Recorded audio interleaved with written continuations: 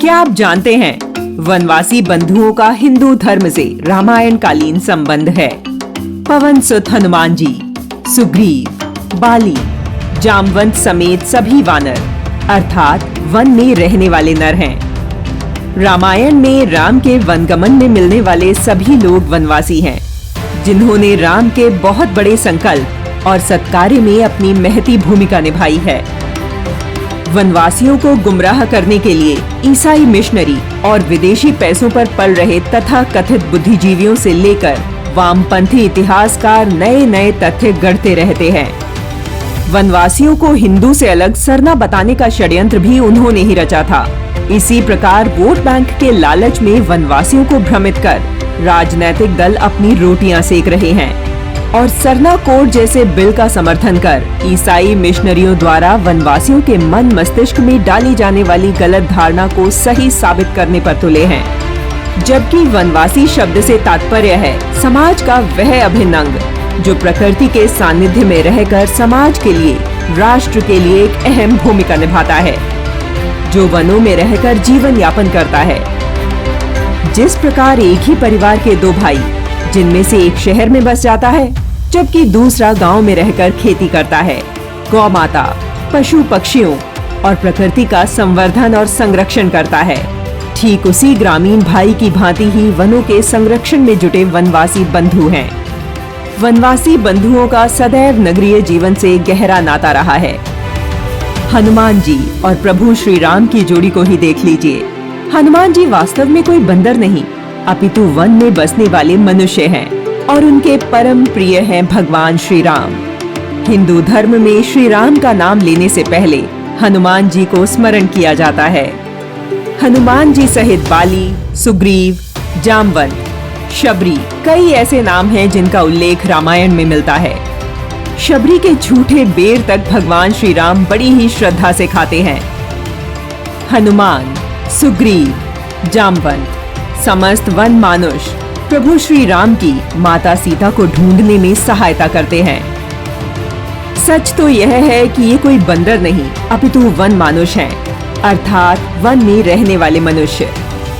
वनों में रहने के कारण उनका आवरण, साज सज्जा, खान पान और पहनावा इस प्रकार का है जो उन्हें प्रकृति के निकट होने का बोध देता है, जिस कारण हम उन्हें वन्य जीवों के विस्तार के रूप में ही देखने की भूल करते हैं।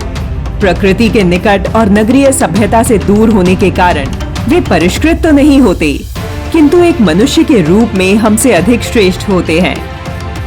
श्री राम, लक्ष्मण और माता सीता जैसे जैसे वन की ओर गमन करते हैं, एक एक कर वनवासी उनका स्वागत, सत्कार और सहयोग करते हैं और उनके सत्कार्यों में अपनी छोटी से छोटी भागीदारी करते हैं।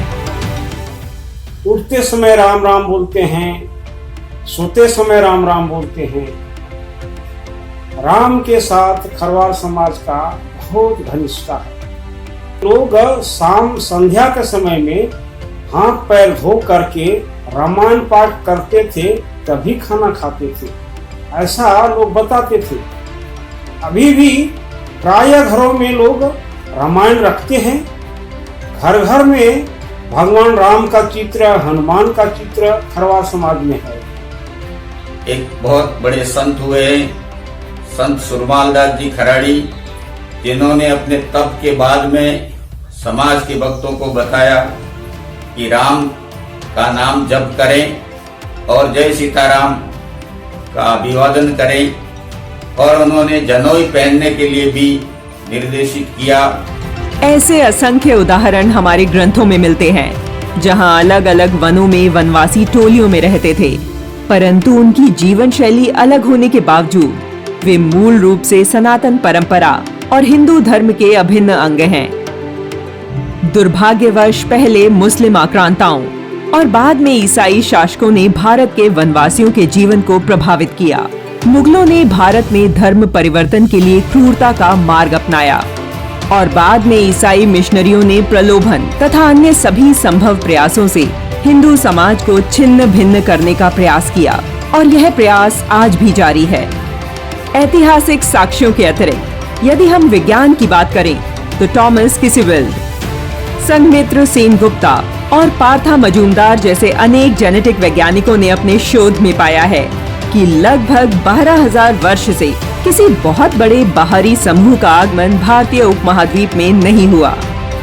मानव विज्ञानी सुशांत राय चौधरी ने अपने अध्ययन में पाया है कि जो हैप्लोग्रुप यू उत्तर भारतीयों की अनुवांशिक संरचना का हिस्सा है, वही पूर्वी भारत की संथाल जनजातियों की संरचना में भी विद्यमान है। विज्ञान, इतिहास और सनातन परंपराएं भी इस तथ्य को पुष्ट करते हैं कि भारत के सभी निवासियों का रक्त एक है।